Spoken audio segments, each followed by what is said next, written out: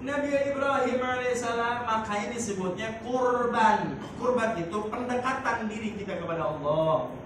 Ya Allah ya Rabb, dengan harta tersebut, dengan harta ini ya Rabb, saya mendekatkan diri kepadamu ya Rabb. Dengan harta ini ya Rabb, hamba antarkan ya Rabb segala dosa-dosa kesalahan kesilapan hamba. Makanya kalau cari kambing yang gede, ini cari kambing ya Allah, ya kaki kecil, lehernya kecil, dagingnya sedikit, pasti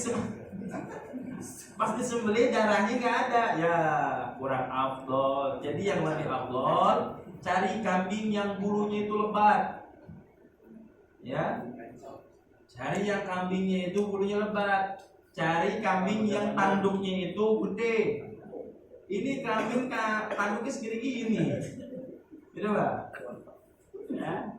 Jadi kita mau beli hewan kurban ini, jadi perlu pilih-pilih nih Pak, sesuai dengan syariatnya kan gitu. Ya. Kalau kita kambing boleh deh, misalkan mohon maaf tanduknya kecil boleh, tapi dia gede. Ketika yang syariat yang bagusnya itu, ketika disembelih kocoran darahnya itu ngocor langsung. Itu yang paling bagus. Gitu Pak. Ya Allah ya Rabb, semata-mata aku sembelih daripada hawa nafsu keburukanku, maka aku sembelih di hadapanmu ya Rabb. Just. Kalau kita mampu potong sendiri, awas hati-hati. Ya udah saya aja Pak Ustaz yang motong. Pas mau dipotong nggak taunya tambang jadi potong. Ya, awas malah jadi haram. Saking nafsunya kita motong hawa nafsu. Kemarin kita ngaji nih, niatnya kita motong hawa nafsu. Hawa nafsu gue yang sering ngajak gue dengan kemaksiatan. Sekarang gue potong nih hawa nafsu. Pas dipotong sampai putus lehernya, haram. Itu.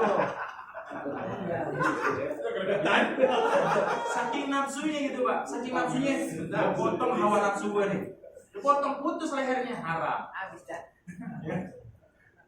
Sama lagi ditambah lagi potong hawa nafsu digodok, malah jadi haram, malah jadi penyiksaan kepada binatang.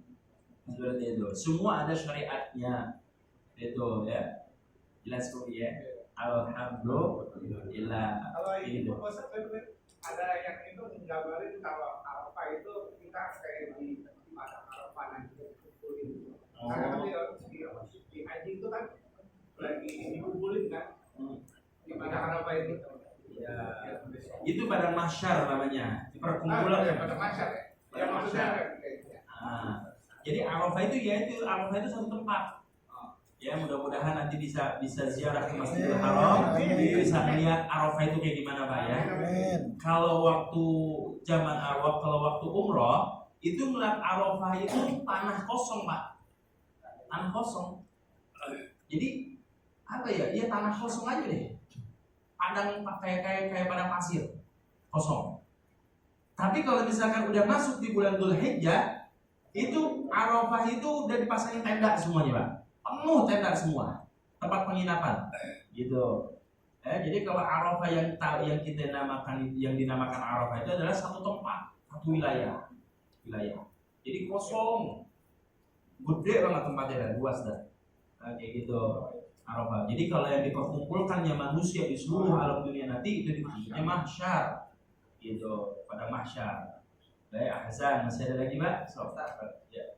Saya mau nanya nih, kemarin kan sempat saya itu kan muncul tuh, Bentar, bisa.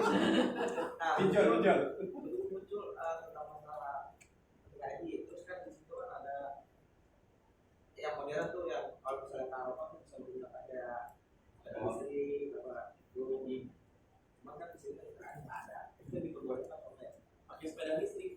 Kemana modal sepeda listrik misalnya? Ada. Kan sekarang memang ada Kira maksudnya dari sini ke sana atau dari sini ke sana? Itu gimana, boleh apa enggak? Kalau misalkan tidak mampu Pak, kita pakai motor aja sih, silakan gitu. Kalau kita mampu, kita mau pakai motor, pakai motor ke sana, gitu. Kalau kita bisa mau pakai mobil, pakai mobil kita ke sana, gitu. Jadi dengan apapun caranya, ya, untuk kita beribadah di tanah haram, di tanah suci itu, maka dengan cara apapun itu silahkan. Yang penting dengan cara yang diridhoi oleh Allah Subhanahu wa taala. Karena banyak hikayat-hikayat nih, Pak. Ya, apalagi yang kita kenal mungkin dari jamaah sekali ini ada yang kenal dengan makamnya daripada Syekh Abdul Muhyi Pamijahan. Ya, ada yang pernah dengar Pak pemakaman Syekh Abdul Muhyi Pamijahan di Tasik? Di Tasik, ya, itu di dalam di tempat pemakaman itu ada yang namanya gunung. Di gunung itu ada namanya Gua Safarwadi namanya.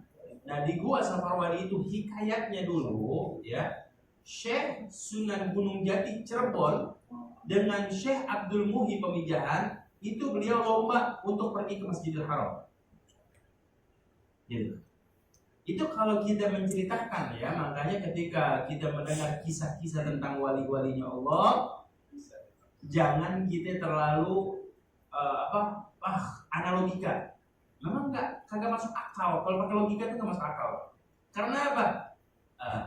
Inna min awliya Allah, sesungguhnya para awliya-awliyanya Allah la khaufun alaihim wa la hum yahzanun. Di dalam hati itu nggak ada rasa ketakutan dan nggak ada rasa kesedihan dalam hati. Kekhawatiran itu nggak ada. Bersih hatinya.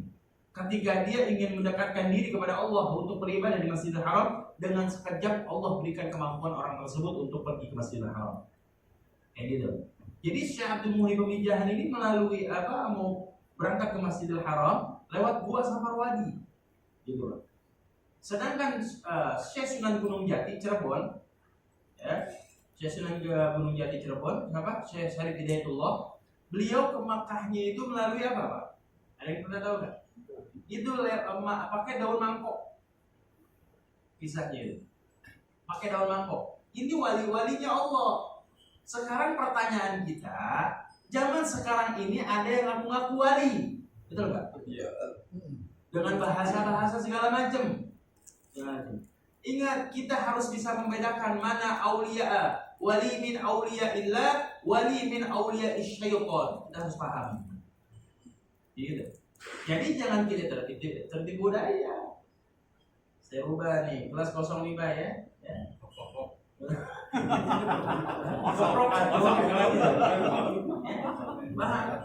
Jadi ciri wali min auliyaillah, ada seorang wali, dia adalah wali-walinya Allah, wali-wali kekasih pilihannya Allah. Siapa? Yang mana ketaatan ketakwaannya dia benar-benar khusyuk kepada Allah Subhanahu wa taala.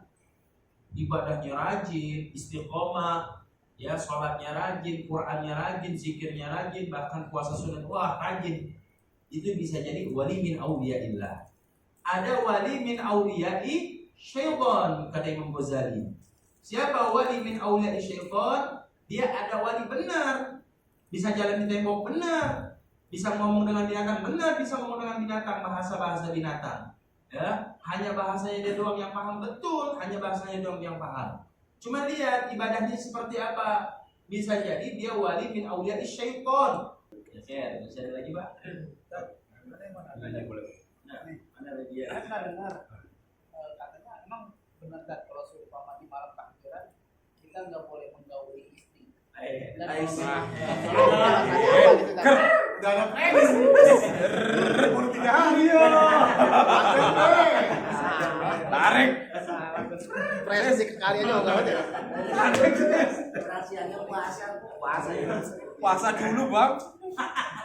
Ya kan gimana? Ya kalau malam takbiran emang nggak boleh menggauli istri. Ya, Alasannya apa gitu? Ya, baik. Jadi dimakruhkan hukumnya, bukan haram, Pak, bukan. Saya belum dihalal. Makruh hukumnya. Udah haram aja. Makruh hukumnya kita menggauli istri kita di malam hari raya takbir, baik itu hari raya Idul Fitri ataupun hari raya Idul Adha. Karena di malam tersebut kita harus memperbanyak kita beribadah kepada Allah Subhanahu wa taala, bukan dengan nafsu. Ibadah, hubungan kita sama istri kita ibadah apa? Ibadah. Tapi lebih besar hawa nafsu kita. Maka lakukan di hari-hari terutama di malam. Iya. Dia Tuhan nafsu kita. Kan obrolan waktu itu pertanyaannya. Iya. Siap. Tolongin.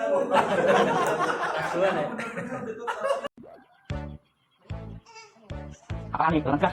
Boleh? Hei.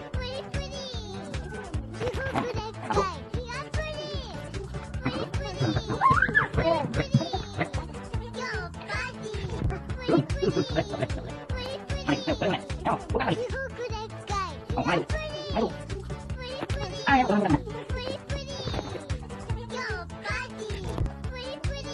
Ah. Yuk. Silakan, kita mau naik. Turun, Be. Angga. Angga.